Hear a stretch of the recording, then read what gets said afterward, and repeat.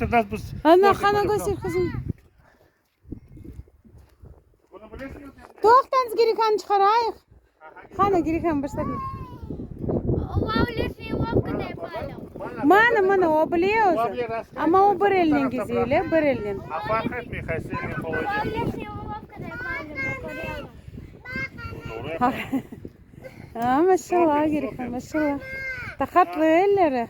Endi elmas sen de yap. Sen de. Şeyin güzel kızım burada kat. Elmas da tanda çıkarayıq. Yoktu. Elmas sen pek sallanıyorsun galiba. Aha bir ikincisine ki. Aha maşallah. Ah no bir kere. O farklı bunda yoktur. Bu yengel bu akılcı. Oy sen. Bu yengel bu akılcı. Çünkü hepsinde var köpçekler. Çek ellerini. Ya bak. Doğru bak geri kandan yürü. Bak geri kandan yürüye bak. Bunu yapsa faydalı. Bana bakın maça. Bu abli Aliye.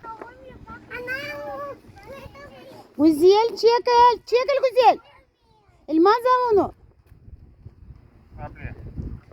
Bu ahırı. O pek ahır demirler. Bu size gerektir.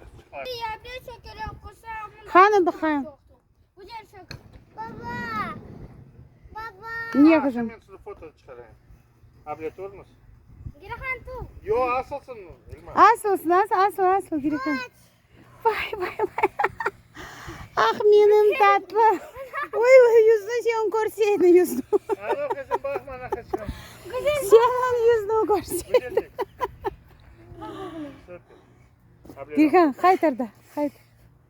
Da anda o gece sonuncu sınırda.